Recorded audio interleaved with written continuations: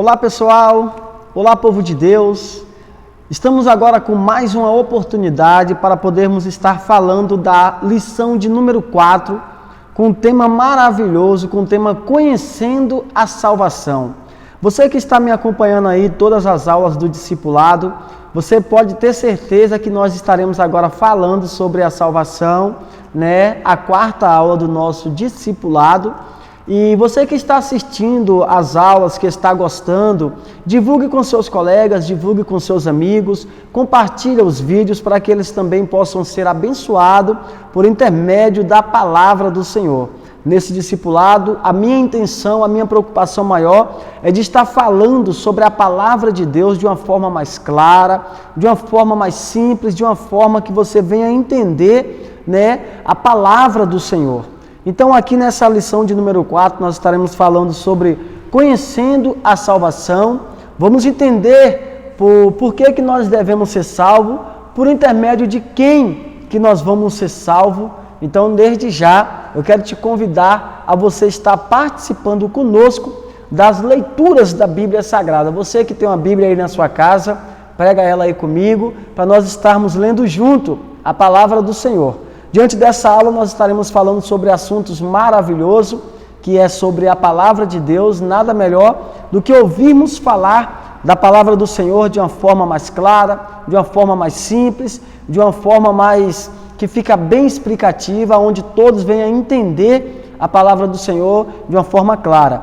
Então a lição de número 4, hoje com o tema Conhecendo a Salvação, nós estaremos lendo a leitura da Bíblia Sagrada em Atos dos Apóstolos, no capítulo 4, e o versículo de número 12, que vai estar falando sobre a salvação. Diz assim a palavra do Senhor: E em nenhum outro há salvação, porque também debaixo do céu nenhum outro nome há, dado entre os homens, pela qual devemos ser salvos.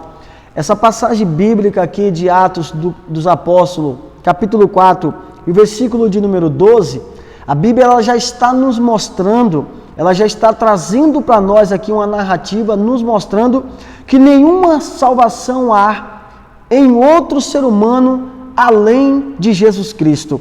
Em nenhum outro há salvação, porque também debaixo do céu nenhum outro nome há, dado entre os homens, pelo qual devemos ser salvos. Então aqui, meus amados, nós entendemos que o único meio que nós devemos ser salvos é só por intermédio de Jesus Cristo. É só por intermédio de Cristo que nós alcançamos a nossa salvação. E esse intermédio de Cristo a gente vê se resumindo lá na cruz do Calvário, quando ele morre dando a sua vida por nós, sendo ali crucificado, Mas o que eu acho interessante é que em João 3,16, Deus ele fala, porque Deus amou o mundo de tal maneira que deu seu Filho unigênito, para que todo aquele que nele crer não pereça, mas que tenha a vida eterna.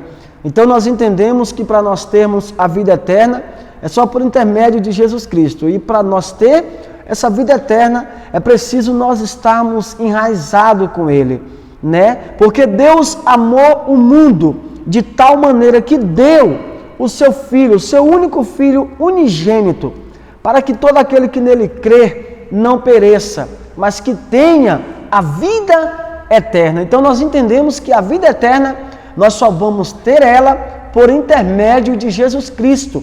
Pelo sacrifício de Jesus na cruz do Calvário, é que nós vamos alcançar a nossa salvação. É por intermédio de Jesus que nós seremos salvos. A Bíblia diz que em João 16, versículo 4, que Jesus ele é o caminho, a verdade e a vida. Ninguém vem ao Pai senão por Ele. Então Jesus é o caminho, a verdade e a vida. É só por intermédio de Jesus que nós temos conhecimento da verdade, é só por intermédio de Jesus que nós conhecemos o caminho, e é só por intermédio de Jesus Cristo que nós teremos a vida eterna e vida com abundância. A nossa introdução aqui nos diz assim, você agora é salvo. A salvação é a maior bênção que o ser humano pode receber e, ao mesmo tempo, a principal experiência espiritual. A palavra salvação significa salvamento, libertação de um perigo iminente, livramento de quem aceita a Cristo, do poder da maldição do pecado, restituição do homem à plena comunhão com Deus. Então aqui nós entendemos, diante dessa introdução, que você agora é salvo. E às vezes tem pessoas que falam ou têm dificuldade de entender o que é salvação. O que é a salvação? A salvação, meu amado, é uma bênção maior que nós alcançamos na nossa vida. Eu sempre falo, o milagre maior que nós temos é a nossa salvação. É ser salvo por intermédio de Cristo.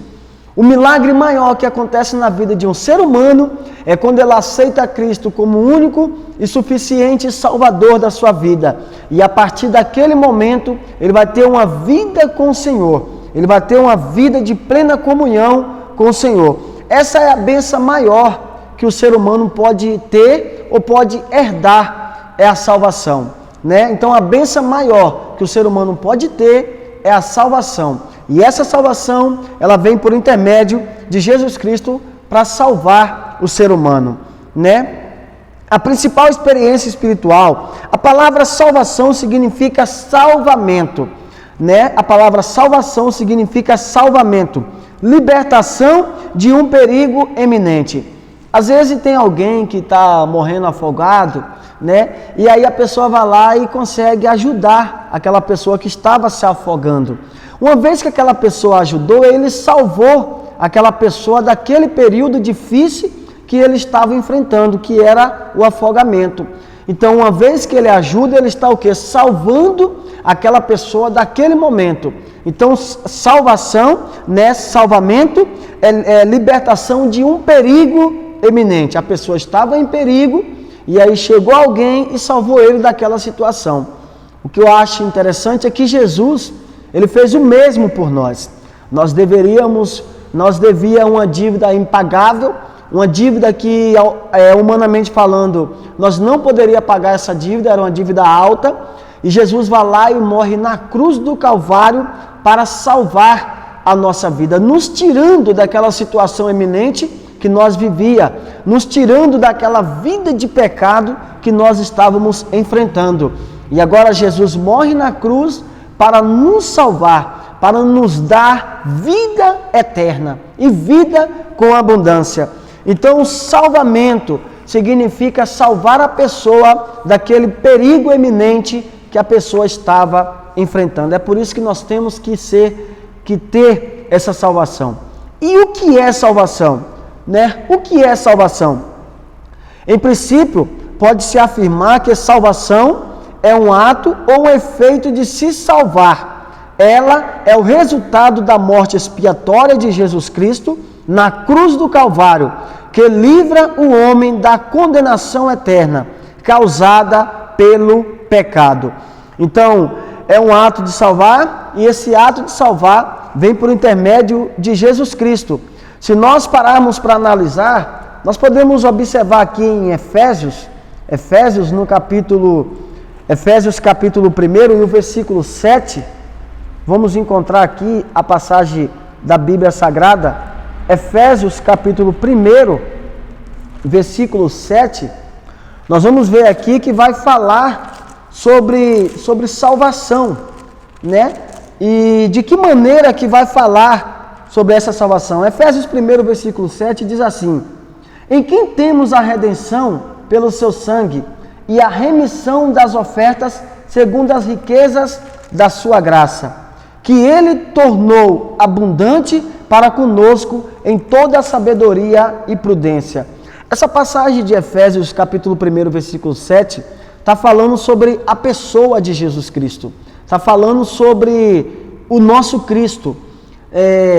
Em que temos a redenção pelo seu sangue, a remissão das ofensas segundo as riquezas da sua graça. Que graça é essa? A palavra graça no hebraico significa favor imerecido. Em Timóteo 2, versículo 11, se não me falha a memória, Tito 2,11 diz: porque a graça de Deus se há manifestado trazendo salvação a todos os homens. Que graça é essa? Essa graça fala da pessoa de Jesus Cristo. Essa graça é Jesus Cristo que se manifestou para trazer salvação para todos os homens. Por isso que Cristo, ele se manifesta. De que maneira nós podemos entender essa manifestação de Cristo para salvar o ser humano do pecado? Paulo fala em Filipenses no capítulo 2, versículo 11 em diante, né? Ele mesmo sendo Deus, não teve como usurpação ser igual a Deus. Antes ele aniquilou a sua forma divina, se fez carne e habitou entre nós. Então essa é a manifestação da graça, quando Paulo se mostra para nós essa manifestação em Filipenses 2:11. Porque a graça de Deus se há manifestado. Que graça é essa? Jesus Cristo se há manifestado para trazer salvação para todos os homens. E nós podemos ser salvos só por intermédio de Cristo, quando Ele derramou todo o seu sangue na cruz do Calvário para salvar a nossa vida. Um ato soberano de Deus. Essa manifestação de Jesus na cruz do Calvário, ela é um ato sobre o soberano, ela é um ato soberano de Deus. É algo que Deus fez para nós. Por isso que nós fomos alcançados pela salvação. Por quê? É um ato que Deus fez como soberano. Ele entregou o seu Filho para morrer por nós na cruz do Calvário. A salvação é um ato da soberana vontade de Deus, que em seu Filho nos reconciliou consigo mesmo, né? Em tudo isto provém de Deus, que nos reconciliou consigo mesmo, por Jesus Cristo, e nos deu ministério da reconciliação. Isto é, Deus estava em Cristo, reconciliando consigo o mundo, não lhe imputando os seus pecados. Observe que a salvação é uma demonstração do grande amor de Deus em favor da humanidade condenada pelo pecado. Então, através da vida de Cristo, através do sacrifício de Cristo, Ele nos reconciliou com Deus. Por quê? Através do sacrifício de Jesus, nós fomos alcançados pela salvação, e uma vez alcançado pela salvação, nós é reconciliado com Deus. Por que reconciliado? Porque até então nós não tinha essa coligação com Deus. Outrora, nós não tinha essa ligação com Deus. E quando Jesus morre na cruz do Calvário, Ele traz essa reconciliação. Através do seu sacrifício, Ele traz essa reconciliação entre nós e Deus, né? Nós não tinha essa reconciliação, mas através do sacrifício de Cristo na cruz do Calvário, nós recebeu essa reconciliação. Ela é oferecida a todos, sem exceção. Em Cristo, todos podem ser salvos, libertos do pecado, tornando-se assim filho de Deus. Meus amados, nós só podemos se tornar filho de Deus depois que nós aceitamos Cristo como único e suficiente Salvador de nossa vida. Uma vez que nós aceitamos a Cristo, nós se torna filho de Deus. Nós só vai se tornar filho de Deus a partir do momento que nós aceitamos Ele como único e suficiente Salvador. Que é isso, irmão Gilvão? Eu não sabia. Pois é, agora você vai ficar sabendo. A Bíblia diz, meus amados, que Jesus ele veio para os que eram seus, porém os seus não lhe recebeu, mas todos aqueles que lhe receberam foram dados o poder de ser chamado filho de Deus. Então, uma vez que você aceita Cristo, você é chamado filho de Deus. Jesus ele veio para os que eram seus. Quem eram os seus? Os judeus. Porém, os judeus não os recebeu. Mas todos aqueles que lhe receberam, no caso, o novo Israel, os israelitas, que recebeu, você, que recebeu a Cristo, foi dado o poder de ser chamado filho de Deus. É por isso que a Bíblia diz, uma certa vez, lá em Atos dos Apóstolos, Jesus falou, olha, ide e pregai o meu evangelho a toda criatura. Se crer e for batizado, será salvo. Porém, se não crer, já está condenado. Jesus falou, ide e pregai o evangelho a toda criatura. Então, a nossa missão, meu amado, é de pregar o evangelho de Cristo a toda criatura. E o que é o Evangelho? O Evangelho significa as boas novas. O Evangelho significa a palavra de Deus, a mensagem de Cristo. A minha missão é de transmitir para você a mensagem de Cristo. A sua missão é de crer ou não crer no Evangelho. Não cabe a você acreditar ou não. Você tem seu livre-arbítrio. A minha missão é de pregar para você o Evangelho genuíno da maneira que ele tem que ser pregado. Jesus falou: ide por todo o mundo e pregai o Evangelho a toda criatura. Então, nós pregamos o Evangelho a toda criatura. Toda criatura vai ouvir o Evangelho.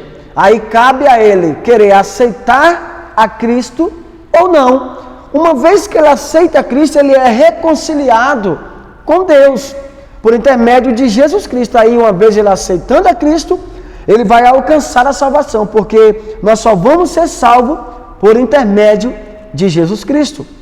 Então, a minha missão é de pregar o Evangelho a toda criatura. Toda criatura vai ouvir o Evangelho.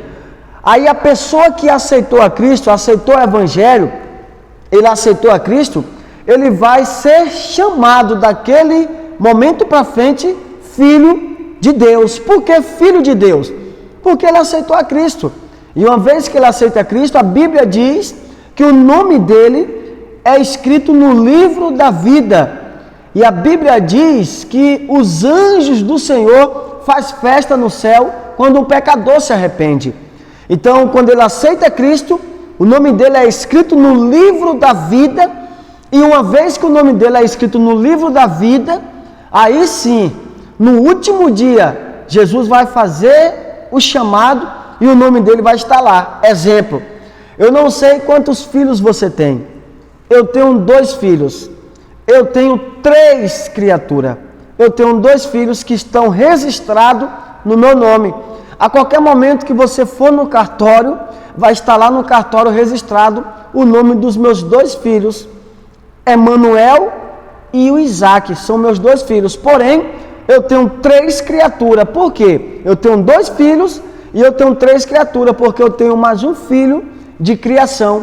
Eu tenho mais um filho que chama o Gabriel, que é de criação. Ele tem hoje 23 anos. Então eu tenho 2 filhos e uma criatura. Ao total, 3 criaturas. Porém, 2 está registrado no meu nome. Se você for no cartório a qualquer momento, você vai ver lá que eu sou pai de Isaac dos Santos Nascimento e Emanuel dos Santos Nascimento. Por quê? Porque eles são meus filhos, porque o nome deles estão escrito no cartório. Assim, na fé também, trazendo para a nossa vida espiritual, assim também somos nós.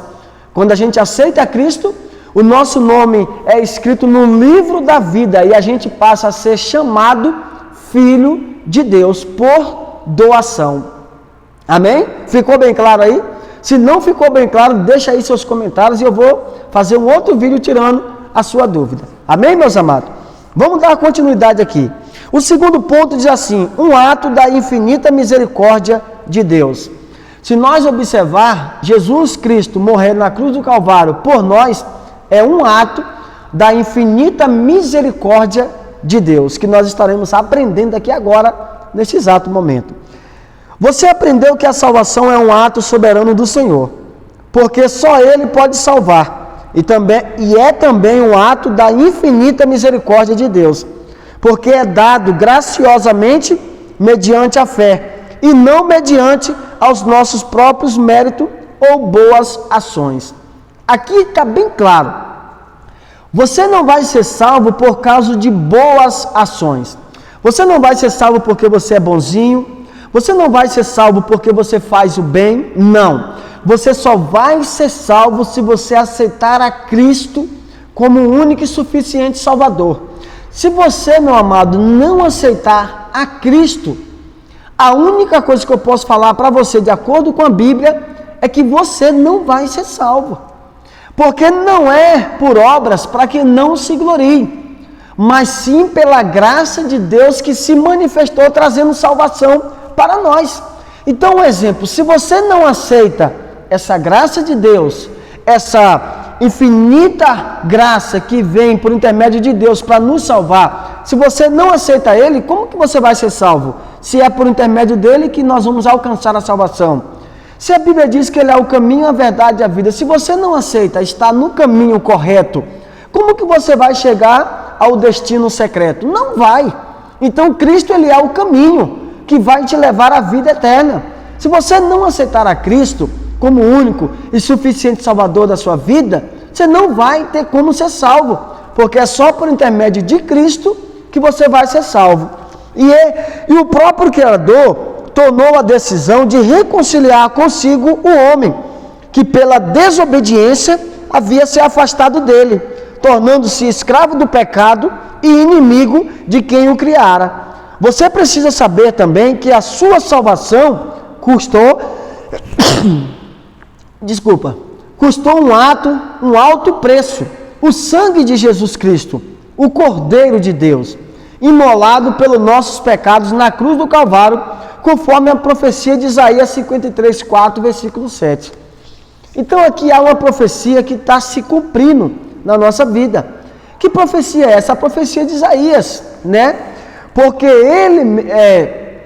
quem creu em nossa pregação e a quem se manifestou o braço do Senhor, porque ele foi subindo como um renovo perante os seus tosqueadores, e como uma ovelha muda, ele não abriu a sua boca, né?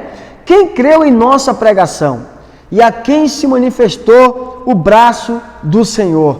Meus amados, aqui está falando sobre o sacrifício de Jesus. Ele, como ovelha muda, foi levado para o matadouro e não abriu a sua boca.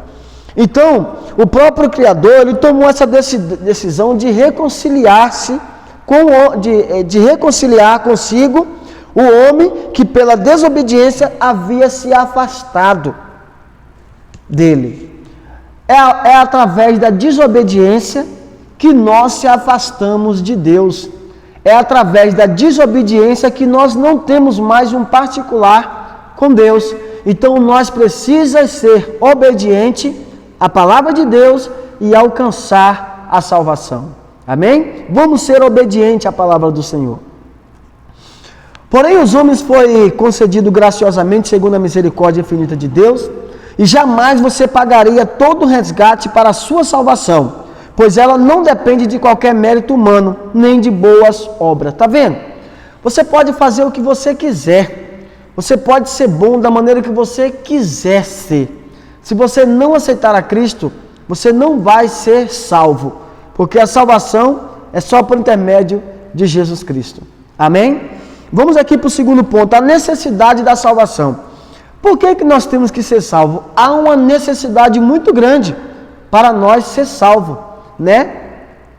Podemos definir que a necessidade da salvação tem a sua raiz na necessidade da alma, né? A minha alma tem sede de Deus, do Deus vivo. Isso aqui é o Salmo 42, versículo 2, quando Davi fala: a minha alma tem sede de Deus, do Deus vivo. Quando entrarei, me apresentarei ante a face de Deus. Aqui é Davi que está falando. A minha alma tem sede de Deus. Davi, quando ele fala nesse salmo, ele está revelando que a sua alma teria sede da presença de Deus, né? E uma certa vez Jesus falou: quem tem sede, venha a mim e beba, porque eu sou a água da vida. Então, para você matar a sua sede, para você saciar a sua sede, é só por intermédio de Cristo. Por isso que Davi, ele fala: a minha alma tem sede de Deus. Davi precisava saciar a sua sede, né? Então é por isso que há uma necessidade muito grande de nós alcançar essa salvação. Por quê? Porque a nossa alma tem sede do Senhor. Amém? Nós temos três aspectos aqui para três aspectos da salvação. Três aspectos da salvação. Primeiro aspecto, justificação. O segundo aspecto, regeneração. E o terceiro aspecto, santificação. O primeiro aspecto, justificação. Como se justificaria o homem para com Deus? O homem morto em seus delitos e pecado não tinha como justificar-se perante a todos os poderosos. Porém, mediante a morte expiatória substantiva de Jesus, tornou possível a justificação do transgressor. Como é possível isso? Veja justificação. Veja, justificação é um termo judicial que lembra um tribunal onde Deus é o supremo juiz. Absolve o pecador das suas transgressões e o declara justo. Isso é justificado. Dessa forma, Deus o ofendido reconcilia consigo mesmo o homem.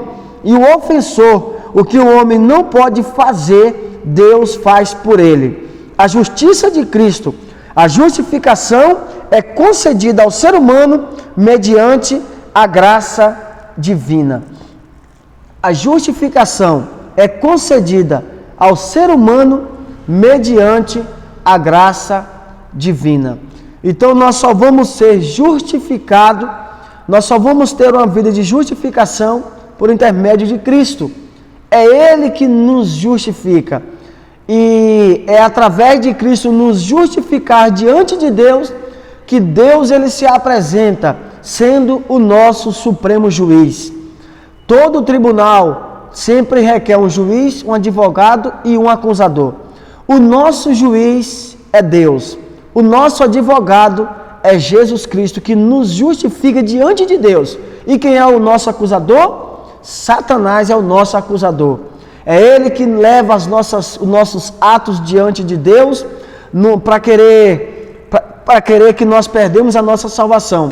Mas Cristo é o nosso advogado. E ele, como nosso advogado, ele chega diante de Deus e apresenta as nossas causas. Satanás muitas das vezes nos afronta, Satanás muitas das vezes quer nos humilhar, mas é Cristo que morreu na cruz do Calvário para nos justificar perante Deus. E aí Deus bate o martelo para poder perdoar os nossos pecados. É por isso que o ser humano, todos os dias, ele tem que pedir a Deus perdão dos seus pecados. Porque quem vai te justificar é Cristo. E uma vez justificado por Cristo, não tem mais para Satanás. Satanás pode latir igual um pitbull, só que ele não passa de um vira-lata, porque o nosso Cristo é que nos justifica e é Ele que nos dá a vitória. O segundo ponto aqui, o segundo aspecto da salvação é a regeneração. Regeneração. Trata-se de uma mudança de condição. Antes no pecado, o homem era inimigo de Deus, o servo do diabo. Agora feito justo pela justiça de Cristo, que lhe foi concedida, ele se torna membro da família divina, adotado como filho de Deus. O homem morto em seus delitos e pecado nasce de novo. O novo nascimento é efetuado pelo Espírito Santo em seu interior, mediante o arrependimento e a fé na graça divina. A regeneração é imediata e progressiva. Aqui nós podemos perceber que quando uma pessoa aceita Cristo, tem que haver uma mudança na vida desse ser humano. Tem que haver uma mudança no caráter desse ser humano. Se não houver essa mudança, não houve essa regeneração. E o que é uma regeneração? É uma transformação. Trata-se de uma mudança de condição. Uma mudança de condição. Então, quer dizer, se uma pessoa que não tinha Cristo fazia de tudo, quando ele aceita Cristo, ele não pode fazer mais do que ele fazia antes. Tem que ter uma vida nova. Paulo falou que quando a gente aceita Cristo, os nossos pecados são perdoados e lançados no mar do esquecimento, e dele o Senhor não se lembra jamais. Paulo também ele traz uma narrativa em 1 Coríntios, que quando a gente aceita a Cristo como único e suficiente Salvador, as coisas velhas se passaram, e eis que tudo se fez novo. Então esse tudo se fez novo é uma transformação, é uma mudança que nós temos que ter na nossa vida. Isso é uma regeneração, é uma mudança de vida, é uma transformação no nosso caráter, é uma convenção. O que você fazia antes, você não pode fazer mais. Isso é uma regeneração. Às vezes Deus ele muda o nosso coração, ele transforma o coração, né? Ele santifica a nossa vida, e uma vez santificado, a nossa vida é regenerada. E uma vez regenerada, a nossa vida ela é transformada por intermédio de Cristo. É só Cristo que vai transformar a nossa vida. É só Cristo que vai trazer essa regeneração na nossa vida.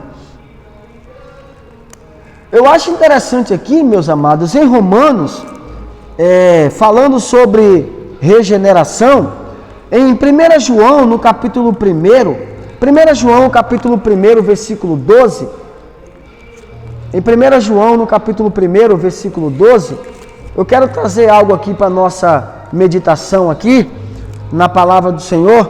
Nós estaremos lendo aqui 1 João, João capítulo 1 e o versículo 12. Diz assim a palavra do Senhor, João 1, versículo 12, diz assim, ó: mas a todos quantos receberam, deu-lhes o poder de serem feitos filhos de Deus, aos que crê no seu nome. Está entendendo? Mas a todos que receberam, deu o poder. Então, através do poder de Cristo, nós recebemos essa regeneração, essa transformação. E essa transformação, ela não é humanamente falando, ela é divinamente falando. Por quê?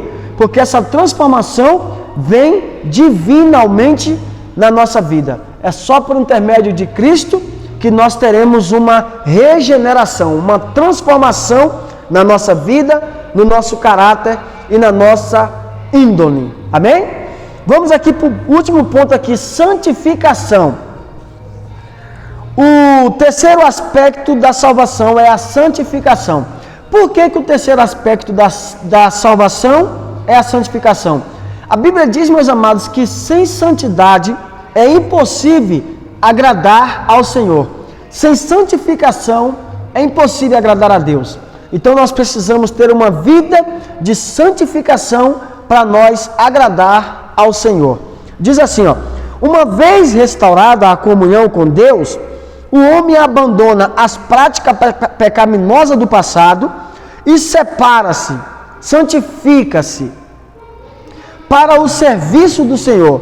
A santificação é um ato do Espírito Santo no interior do crente, que reflete nos seus atos interior. Portanto, justificação, regeneração e santificação são os três aspectos simultâneos da salvação plena em Cristo Jesus. A santificação, ela é progressiva. A santificação, ela é progressiva. Então aqui, meus amados, nós precisamos estar embasados nesses três aspectos da salvação, que é justificação, regeneração e santificação. Precisamos colocar em prática essas três palavras para nós ter uma vida abençoada por Deus. Amém? Meus amados, eu quero deixar aí para você que vai estar assistindo essa aula, eu quero deixar para você duas perguntas. A primeira pergunta diz assim: defina em suas palavras o significado da salvação. Você vai definir em suas palavras o significado da salvação. Essa é a primeira pergunta. A segunda pergunta, eu quero que você deixe aí nos comentários. Quero que você responda aí. Cite três aspectos da salvação. Essa tá facinho, porque nós acabamos de falar aí, mas eu quero que você deixe aí nos comentários aí. Amém? Meus amados, que Deus em Cristo possa continuar abençoando as nossas vidas cada dia mais e mais. Você que vai estar aí assistindo essa aula, vamos aí ter mais ainda 9 aulas, e fique conosco aí, para que você venha estar aprendendo a palavra de Deus. Divulgue o nosso trabalho. Se você ainda não se inscreveu no canal, se inscreva no canal Gilvan Santos Produções. E outra, não se esqueça de ativar os sininhos. Ative os sininhos em opções todas, porque aí todas as vezes que eu colocar vídeos novos aqui no canal, você vai ser notificado pelo YouTube, amém? Meus amados, fiquem na paz do Senhor. Deus em Cristo te abençoa, em nome de Jesus.